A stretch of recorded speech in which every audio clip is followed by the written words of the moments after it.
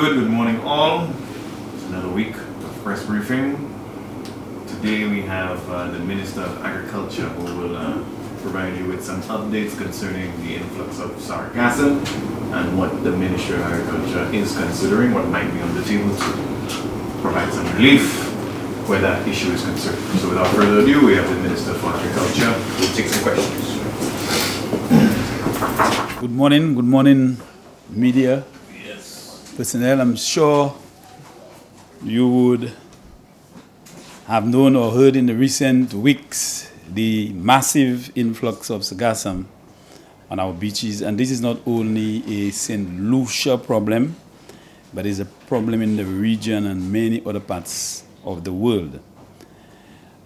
It is cause for concern because it has implications on our tourism sector, because as you know, the beaches are used quite a bit for our tourists when they visit our country.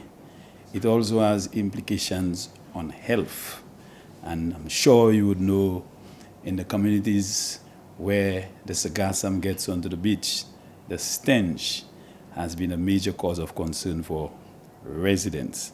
And my constituency, as you all know, the Henry South, is one of those, as well as many of the other communities along the East Coast.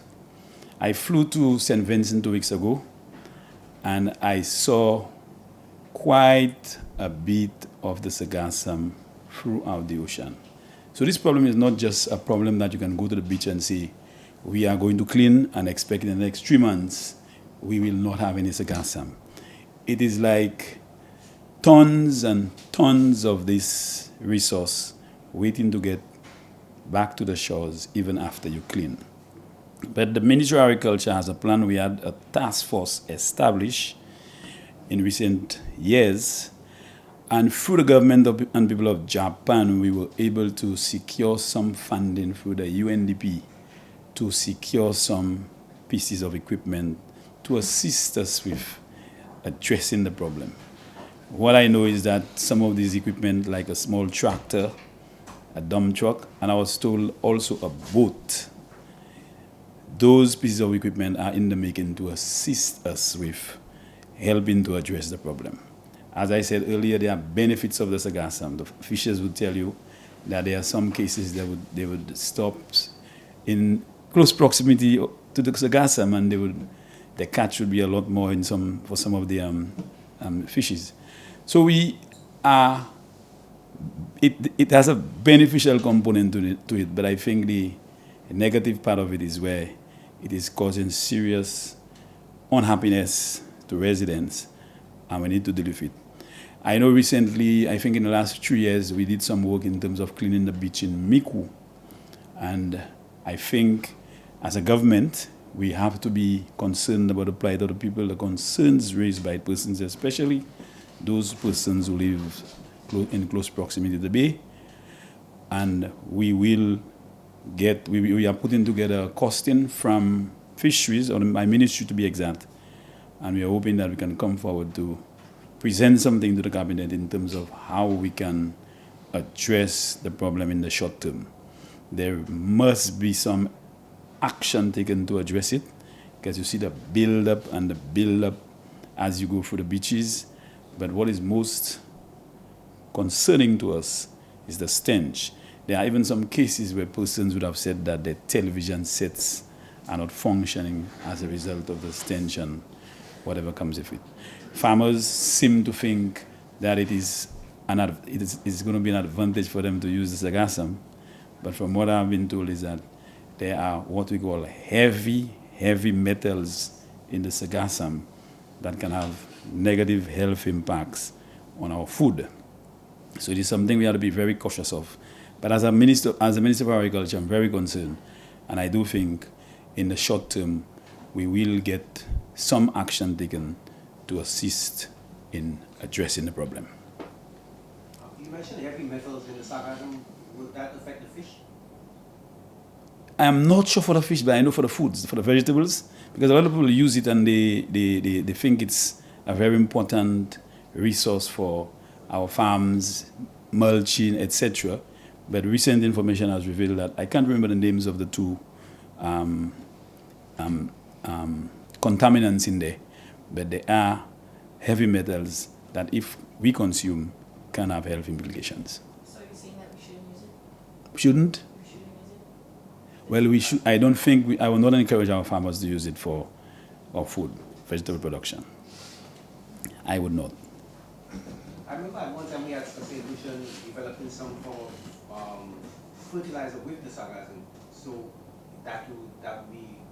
Well, that is still ongoing, and from what I'm hearing, I'm in direct contact with the individual. We converse very often, and from what I'm gathering from him, there seem to be very good results in terms of production and yield using those products that he has developed from the sargassum.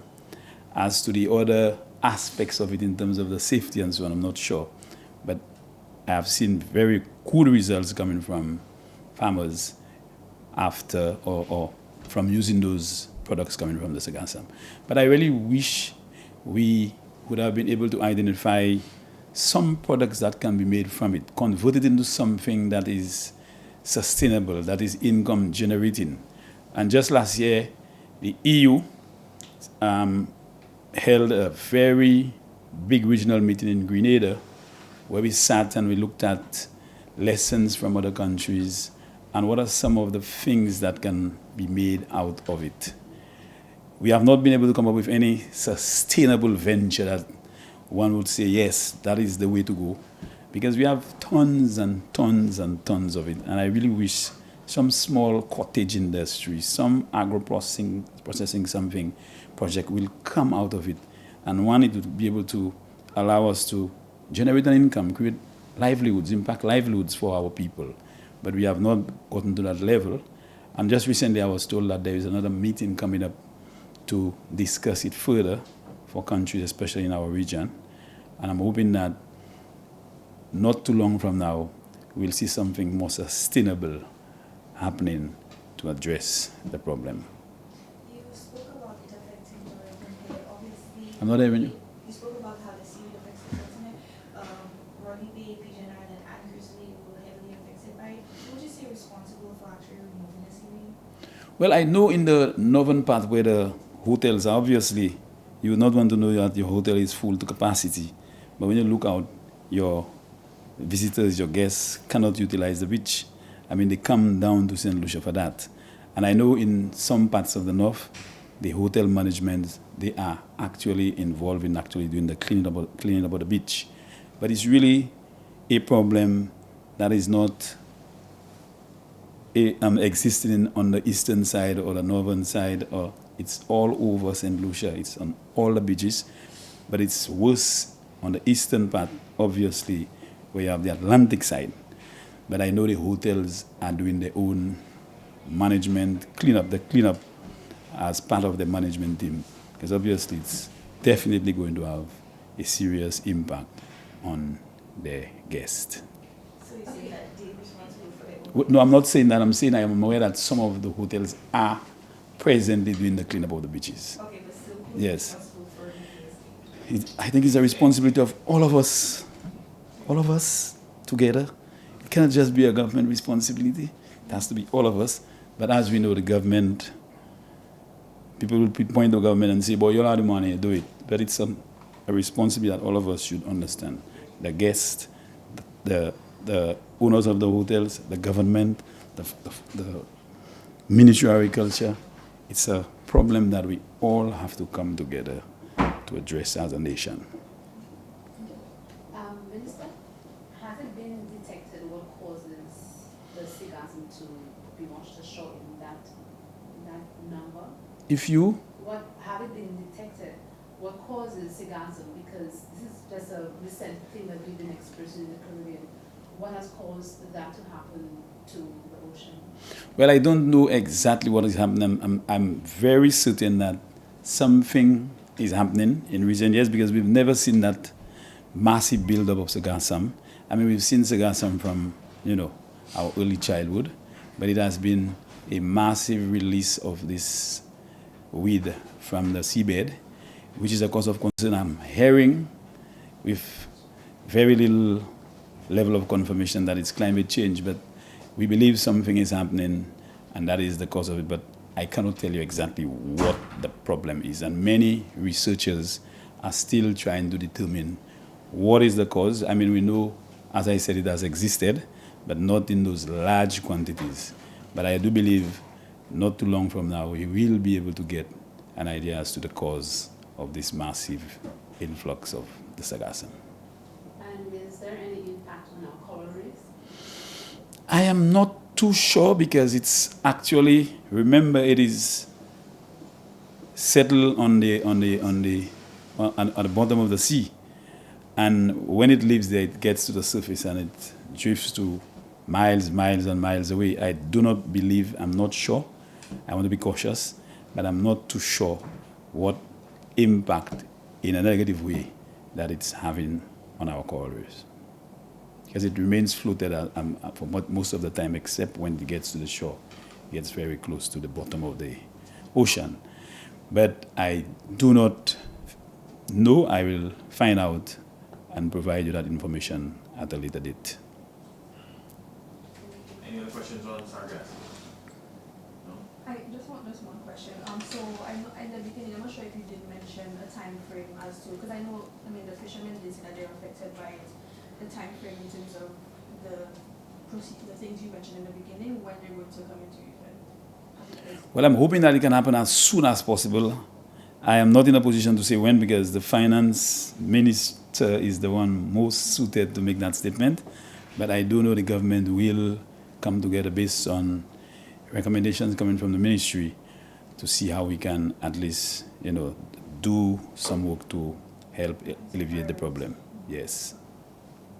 Okay, Mr. Agriculture Minister, just two updates before you go. One on the Lucian Blue Ocean situation. You received support from the government to help get going again. Since they become operational again, have you received any updates? How has that assistance helped them to date? Yes, very good question. And I'm sure you recall in 2021, Lucian Blue Ocean closed its doors. They suffered major challenges in terms of meeting the commitments, meeting payments to fishers for sale of the fish. There were also issues with high cost of electricity at Free, which is the facility in Castries, the facility in Denver, the facility in Viewfort. We had several meetings with the management of Lucian Blue Ocean, and the government was able to make available a $2 million loan available to and for to deal with all the challenges. And I remember the asbestos roof was a problem. We replaced that. We improved the electricals. We made payments to Lucia for some of the outstanding electricity costs. I know the facility is now open on a small scale, and we are hoping soon from now our fishers will continue to provide fish because the marketing facility was set up specifically for our fishers to sell fish and not for our fishers to be on the road all hours of day trying to sell fish. I think the objective was to really assist our fishers, and we're hoping that soon from now our fishers will begin doing this service that our government has put in place for them. Just changing topics one last time, so we know the Atlantic hurricane season is approaching. As Agriculture Minister, what kind of guidance, advice do you have for the farmers, who are always perpetually at risk? Very good, and this is the time of the year our farmers are most vulnerable. It is even worse now with the impacts of climate change, and I'm sure every year one would anticipate that there will be some natural disaster, whether it's high rainfall, whether it's wind, whether it's a hurricane, whether it's storm, tropical storms.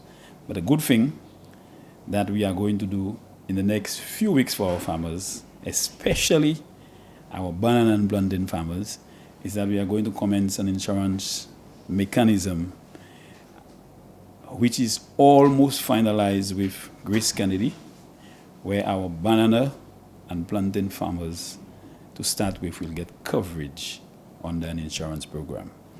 We have $1 million EC that was set aside in this year's budget to begin this process. We know it's not going to cover the entire sector, but we are going to start with the most vulnerable sector, which is the banana and plantain farmers. And as you know, the impact strong winds will have on banana and plantain trees. So that is almost set to be launched in the next few weeks.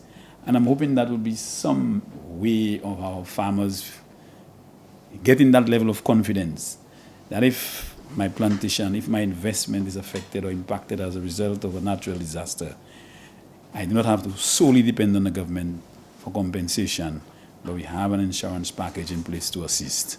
We want to extend it to all farmers, whether vegetable, whether banana, whether plantain, and also the entire sector in the long run.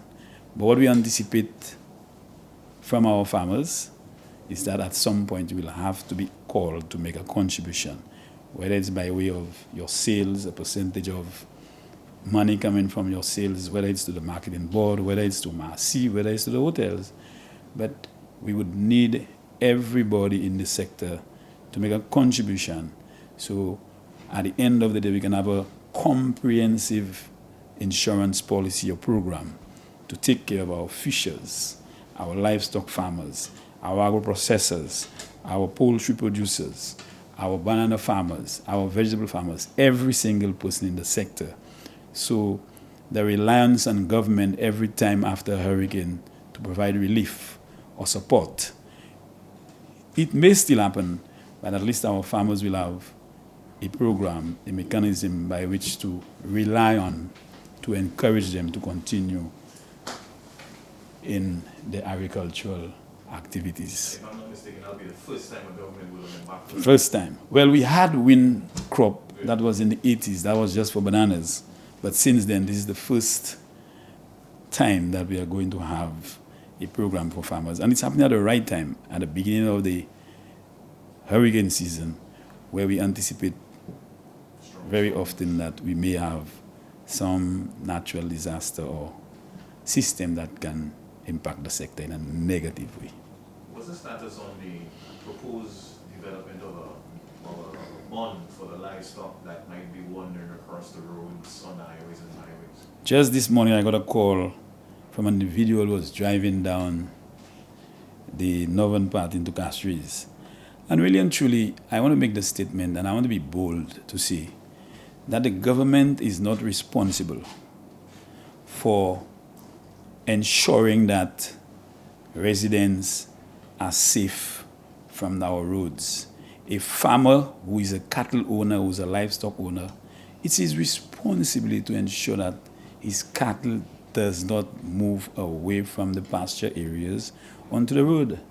But we know there have been many, many incidents in the past, and why would someone want somebody to lose his or her life driving to his home because of somebody's problem or cattle? But we've had a discussion, we've been having a discussion on the matter at the cabinet level. There is a constituency, which is the constituency of Fisheries North. That is where the problem is very, very, very visible. And just last week, we were able to identify an area of land in Viewfort, I think they call it Kokodan. And we are working with the cattle owners in this area. We had a meeting with a few of them already, and they have agreed to move their animals to the south to make this problem a thing of the past.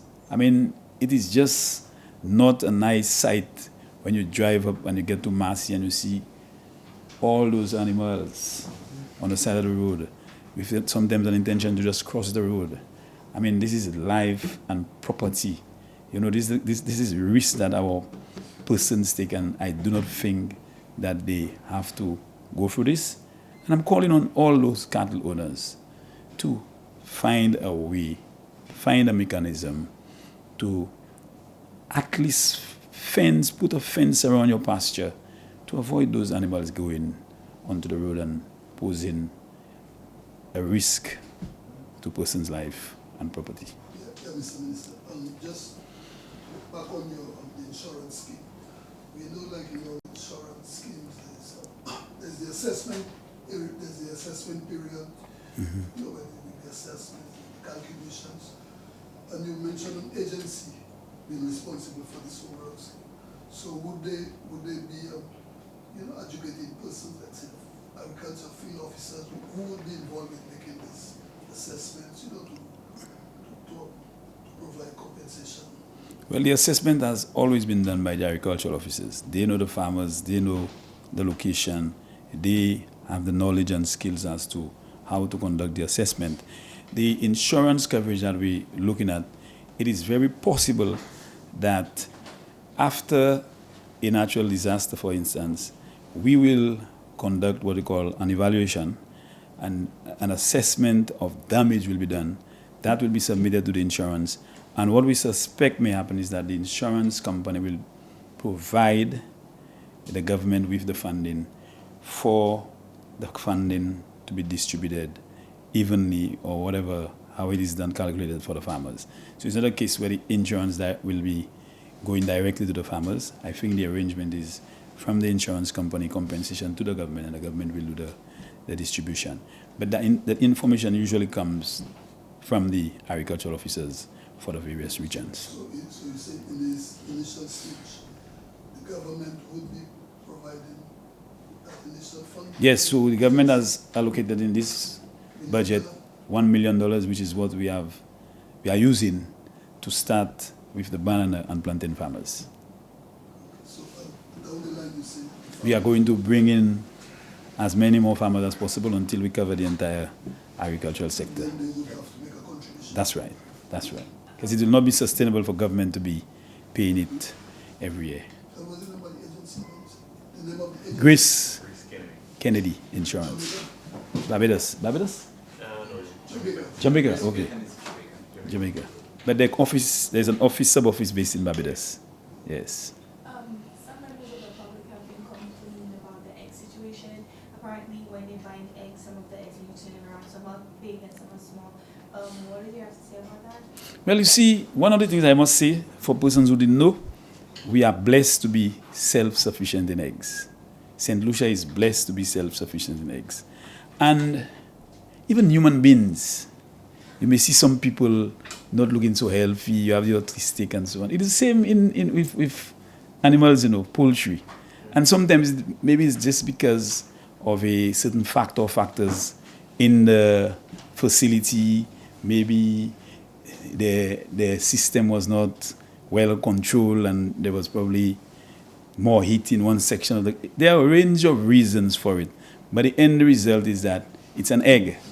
And just like we have a small avocado, we have a medium-sized avocado, we have a large avocado, it's an avocado. And that is where you have the price system in place. My eggs, because they are small, I may sell them at $5 a dozen. But those eggs, because of their full size, I may sell them at... These things happen. Yeah, but the problem is that you have the price. Well, I don't know the price of eggs, so I'm afraid I get them. It's mixed. So you have small ones, you have more small ones than big ones in the eggs, so that's what they're complaining about. Well, if the supplier has more small eggs than big eggs, I don't expect him to put more big eggs in the box. So it's really a good question. It's a good question for sure. I mean, I'm not making a joke out of it. But St. Lucians, I know one thing about us. We pay, but we want value for our money. And I agree with them making those concerns, but I've heard it in the past. But I don't think it's something that has been going on for years. Sometimes it may happen a few times, maybe in a month or two or so. But I agree with them. They have a right to. But I wish I would be able to get that answer, that response directly from the poultry producers. And there's also a video going around, we're not sure if it's from St. Lucia or not, but some guy was actually injecting a substance into coconuts. I don't know what it's about. I saw the video. I got a call from NBC. I don't know if there are any NBC persons there. This one right there. You called me? Oh, you were the one who called me? Well, I got a call and they told me that they want me to make a statement because they saw somebody injecting coconuts. And I said, but I've not even seen the video. When I actually saw the video, up to now, I can't tell you what the person's objective is. But really and truly, any food that is available for human consumption, I do not believe And I do not think it is correct or right for anybody to inject any substance into it that may cause harm or death. As to what the person was doing, I am not sure. I could tell from the size of the coconuts, they're very young. And if the coconut had gotten to a mature stage, it would have inside what we call a hard shell that no chemical would have been able to penetrate. But because of the size, I rather suspect the shell was still very immature, very fragile. And if it is any dangerous substance, it can have an effect on health. It can, but I don't know. I cannot verify or confirm whether it was in St. Lucia, whether it's in any rural part of St. Lucia.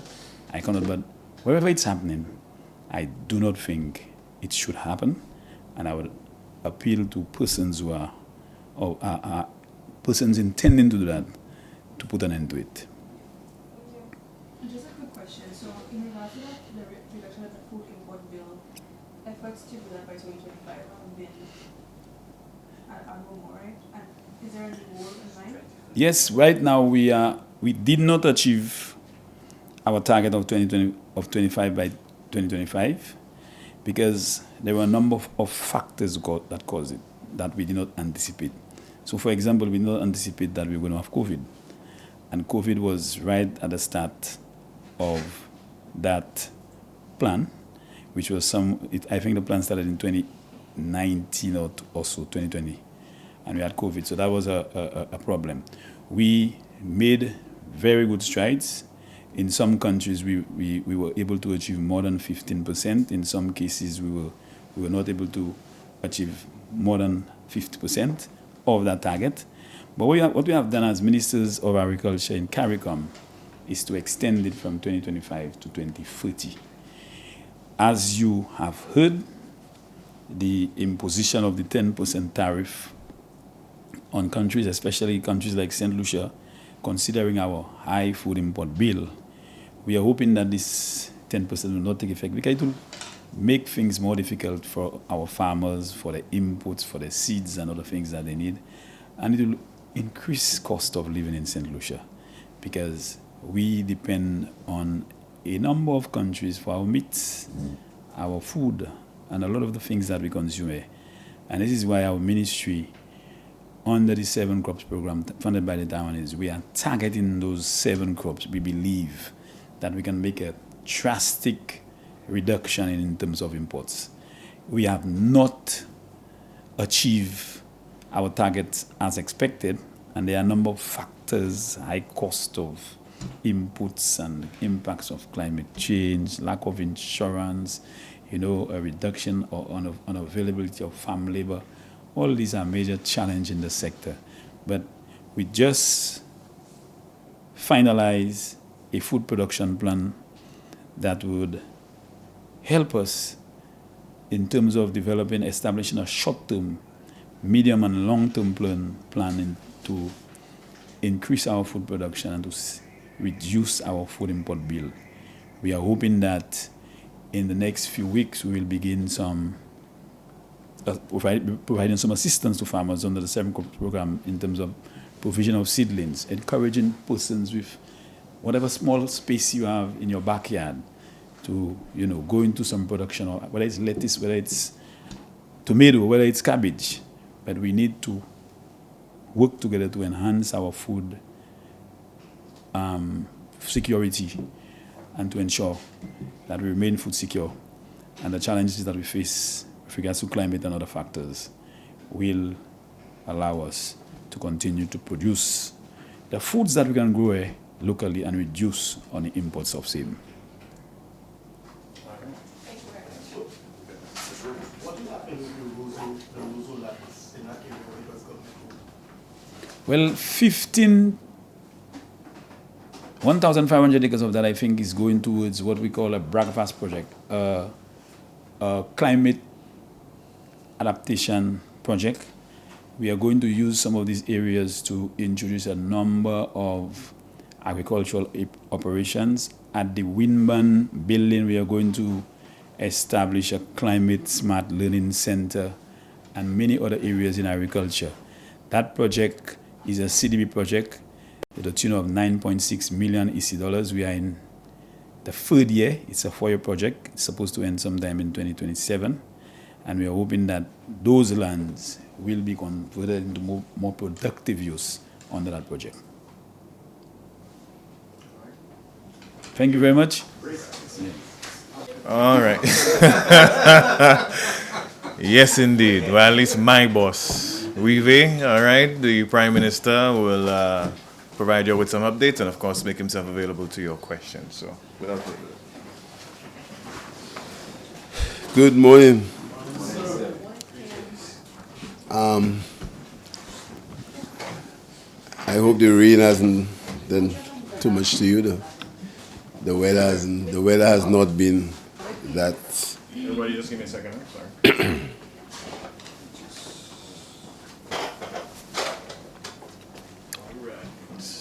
Okay. I just want to make 2 short announcements. From the 1st of June, the service charge on all price control items will be removed, which would lead to an immediate reduction in the cost of these goods once the cost does not increase from overseas. Let me go through that again. From the 1st of June, the 6.5% service charge on controlled items will be removed. It will not be charged. So this means that the cost of these controlled items should decrease by 6.5% if there is no increase in costs from the imported country. Here are a list of goods that are price controlled and which the price ought to go down by 6.5%. Baby foods, baby fruit juices, cement, cereals, cornflakes, cornmeal, oats, cheese, cheddar cut wrapped, powdered chocolate cocoa, corned beef, wheat flour, garlic, margarine, mackerel, milk, evaporated, edible oil, onions, peas and beans, potatoes. Powdered soap, 400 grams or less, is decontrolled. Rice package, salt biscuits, sardines, etc. Tuna, toilet soap, toothpaste, all the agricultural products that are price controlled. I want to be clear. Those that are price controlled, the 6.5% service charge will be removed. Further, by the 1st of July, the VAT will be removed from several categories of products. We are discussing right now with the Chamber of Commerce, and the 12.5% VAT on several categories of products, mainly foodstuffs, will be removed, which would lead again to an immediate reduction in the cost, in the price to the consumer, once the cost has not increased from overseas. We have been getting excellent cooperation from the Chamber of Commerce. I want to thank them for their understanding. I want to also compliment the Minister of Commerce and the people in the Ministry of Commerce for their work. We are moving to cause the cost of living. What we have control over is very important that I make that point. What we have control over, we do not control the cost of these goods. What we have control over, we are moving to see if we can ease the cost for the consumer in this country. So I'll be keeping you informed. The Ministry of Commerce will be keeping you informed on the process as we go forward. But the 6.5% service charge will be removed immediately, and we ought to see that impact on the goods on the 1st of June. And again, I want to thank the Chamber of Commerce for their cooperation in this regard. Secondly, on Friday, we're going to be opening the custody suites. The custody suites was demolished by the last government, and since that time, the police have suffered great inconvenience in not having a holding cell for people when they get arrested. I'm pleased to tell you that the custody suites has been redone, remodeled, and I want to invite all of you to see what really is there. There was some issues in relation to supply chain issues. These have been resolved, and hopefully the police will have a functioning holding facility to help in the fight against crime. This morning, I authorized the purchase of bulletproof vests and special belts for the police. That order went out this morning, and hopefully every member of the Royal St. Lucia Police Force should have access to a bulletproof vest and a special belt, etc., for the armor, as requested by the Commissioner of Police. Also, on Friday, we're going to be delivering a prison escort vehicle, a specially prepared prison escort vehicle, so the transport of prisoners from the bodily institution into court would be more easily facilitated and safer. That vehicle is going to be handed over to the police force on Friday also. Your questions?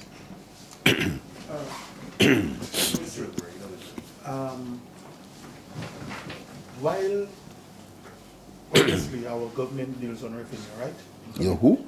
The government we deal in revenue, but when so much taxes have been taken out, right? How do you intend to replace it? Because under VAT now, as you say, 6 point whatever percent is taken out. How do you intend? How does the government recover from that? Well, as I said earlier in the budget, there is clear signs of expansion in the solution economy. Last week, I visited the Elia Hotel Enterprise, and in there were at least 500 people working. It's one of a massive investment that people are working. So the economy is expanding. Secrets Hotel, that's going to be opened later this year. I think it's in July. And high up the road, there is the Grosley, the police headquarters, the Grosley Northern headquarters. Again, hundreds of people are working. Across the street, you go on the Pope site. There's a construction site there. The Republic Bank, they're building the headquarters. The regional headquarters are being built in St. Lucia. People are working. So there is expansion in the solution economy. That is clear. Very soon, you'll see hundreds of workers on the Halls of Justice, which is going to start probably next month. Work will be there in earnest. So the economy is expanding. People are working, and this means that there's the multiplier effect comes into being. So this is why government can try to lose duties or lose income on these products. But basically, government is about people. And our government in particular is about people. And it's very important that the people can survive. So it's not only about figures and about macroeconomic figures, but about the people. And we heard the cries of the people.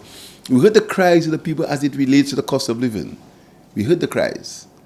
And right now, government believes that we have the fiscal space to lose revenue so that we can cause the people of this country to have a better quality of life as far as the cost of living is concerned. So, how close are we to the opening of St. Joe? I was not the author, but I saw a documentary on St. Joe's, and I was rather impressed. I can tell you so. Yes. Yes, Mr. Prime Minister, on the question of the police equipment, just last week you spoke at the impacts about the effects of gun violence, crime, but also you mentioned the borders, the porous borders. So in terms of, the border patrol, like you mentioned the police escort, but what about the patrol, the police patrol? What steps could be taken to beef up that operation, because it's very crucial? Well, as you know, 2 weeks ago I visited Martinique with the Commissioner of Police, and the discussion was basically on how do we control our borders. And we're working jointly with the French authorities and the Marines to see how we can make our borders less porous. But it's a fact that our borders are a cause of concern, particularly for the importation of weapons. But it's a joint intelligence effort that we rather keep private for now.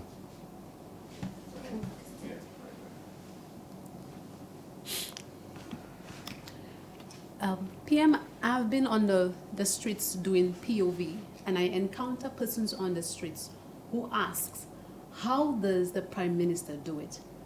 How does he get those monies now to do the levels of investments we are doing right now? Especially, the government just paid debts to Martinique for over 20 years. We recently gave 20 million to OKEU. And it's like, what's happening? What are you doing that is causing St. Lucia to be able to give out and to handle the level of debts that you are doing right now? All I can tell you is that if I had more, we'd do a lot more. We'd do a lot more if I had more. But I'm glad you brought a point about Martinique. That was significant because many St. Lucians go, they get healthcare in Martinique, and I thought it was important to us. But not only Martinique, we paid local suppliers. There were suppliers that were owed here from COVID.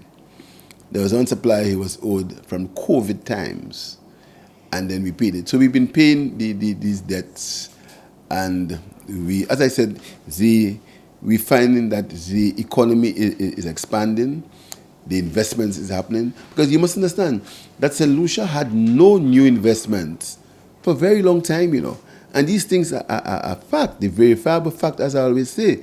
There was no new investment in this country from 2016, 2017. There's been no new investment. So the economy was not expanding. There was talk of investment. Just talk. If you see that the racetrack, the horse racing track, if you want to see it to be true, was the only investment in the country for the last 5 years. And it had 1 or 2 races. 2 races, you understand? That was the only real investment in the country. I mean, there were grandiose plans for investment. Nothing really happened, either before or after COVID. And I won't tell you further, the GPH construction work is going to start there very soon. You've seen the hoarding. I think work has started. So there are signs. Our economy is expanding basically because investment. There's an increase in investment, and that increase in investment is because of the stability of the country and because the country, as I said last week, is being run on consensus. The country is being run on discussion. The country is being run by everybody, being able to sit together. And I'm saying to you, I'm very pleased with the way the Chamber of Commerce has worked with us as far as the VAT and the cost of goods is concerned. I'm very pleased. I'm very pleased also how the unions have been cooperating with us. And talking about unions, I wanted to tell you that 1,900 people are now going to be getting full employment. They're coming away from the contract and going to get employed full-time. In terms of full-time, in that there'll be no contracts.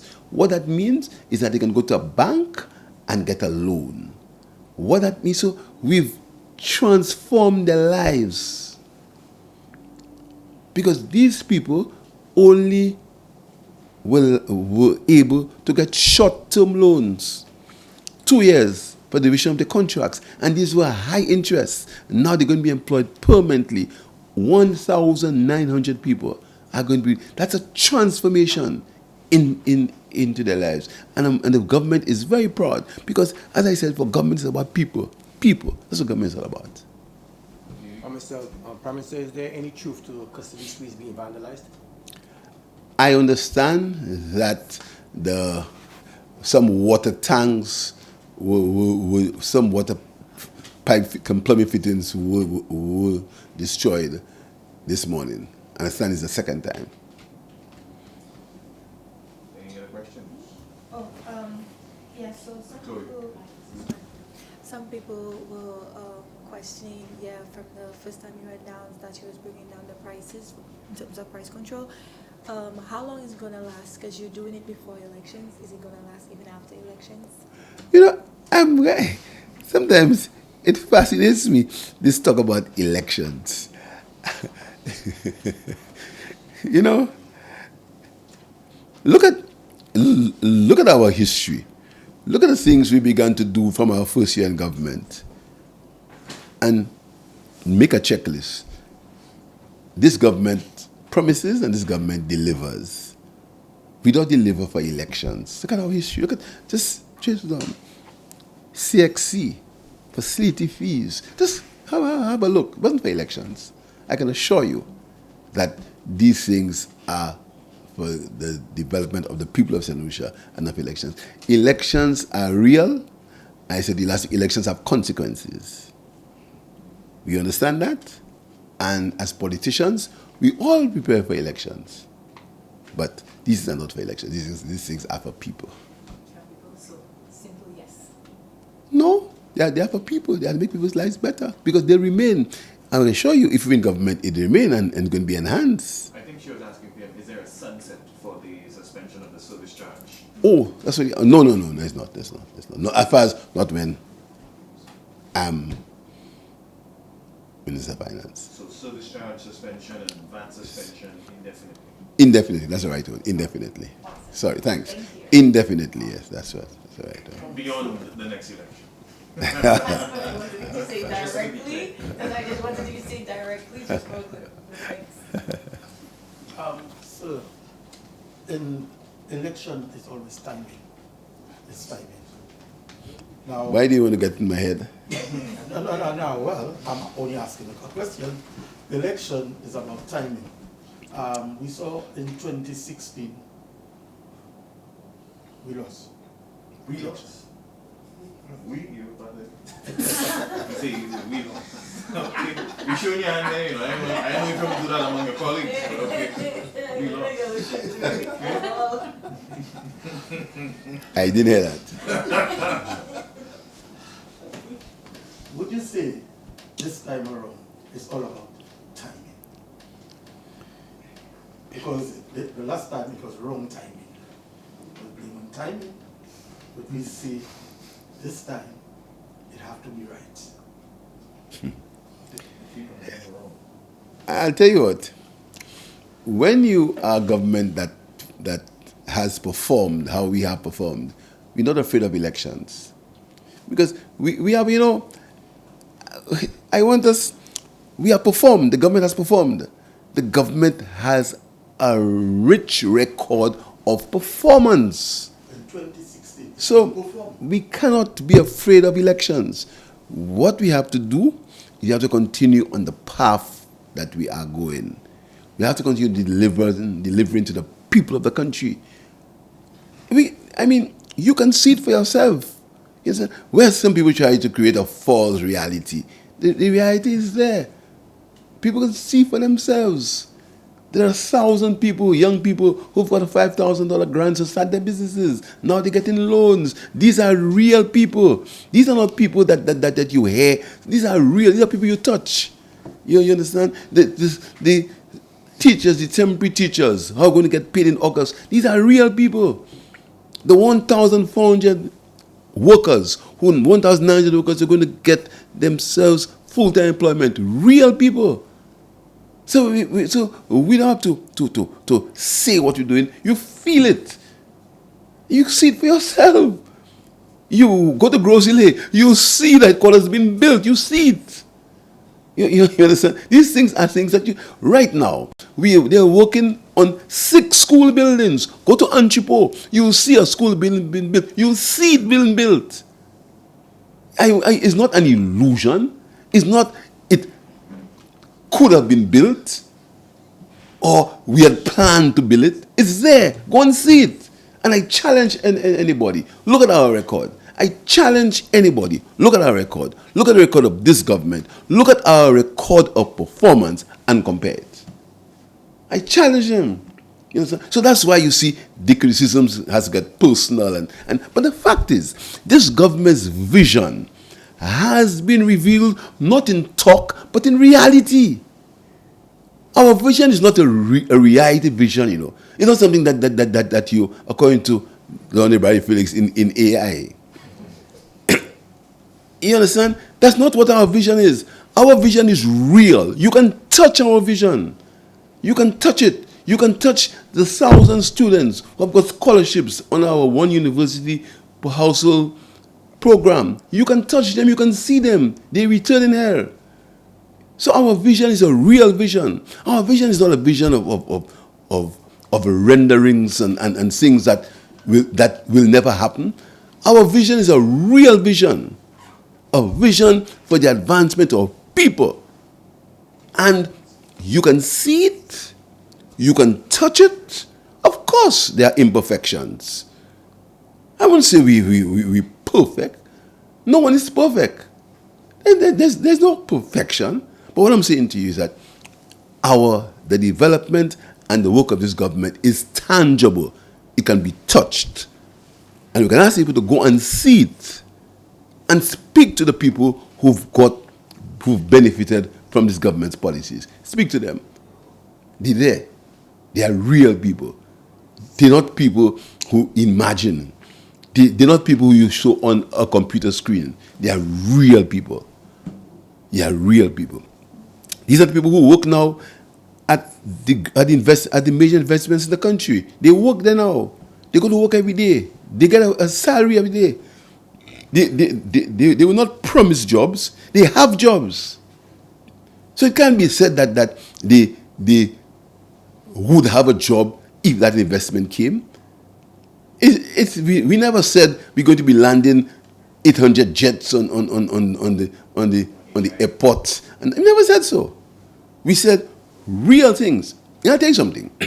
I make no apologies for reviewing the development of the Hewanorra International Airport. I make absolutely no apologies for that. I'm saying, in my good conscience, and in the conscience of the members of the cabinet, because it wasn't my own decision, and in the conscience of several consultants, we could not follow the model that was in place for HIA. And I make absolutely no apologies about that.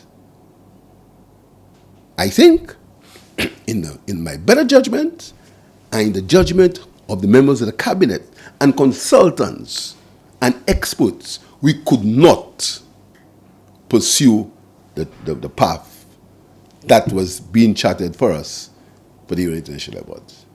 I make no bones about it. I'm saying to you, we are going to construct the International Airport, the terminal building. We're going to. We are in the process of. But it's going to be done in a sustainable way. It's going to be done in an accountable way. Because you must understand the history of airports. Even airports in St. Lucia. You must remember A&M. So we seem to have short memories. Remember the confusion about A&M, etc.? You remember all that confusion? Under this government, the airport construction is going to be transparent, it's going to be tendered, the people of the country will know exactly what the airport will cost them, the people of the country will know who are the contractors, the people of the country will know how the contractors are chosen, and the people of the country will know step by step how their money is being spent at the HIA terminal development. I can promise you that.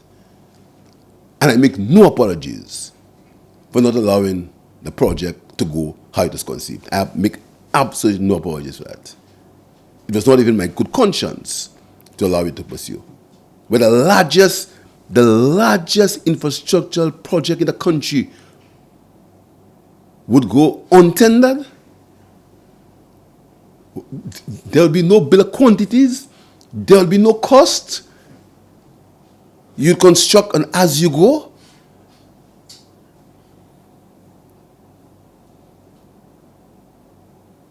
And I would allow the country to go down that track just for vanity. I make no apologies for it. And the people of St. Lucia will decide whether I was right or whether I was wrong. Any other questions? I think we can leave it here. Prime Minister, thank you. Miss, where do you work? Oh, you don't say anything? That's it. I can ask my question. I'm just kidding. Okay, I don't have any questions today. You never ask any questions? From time. Who owns St. Lucia Times now? Barbados today. Yeah. Barbados today. So who wrote the Observer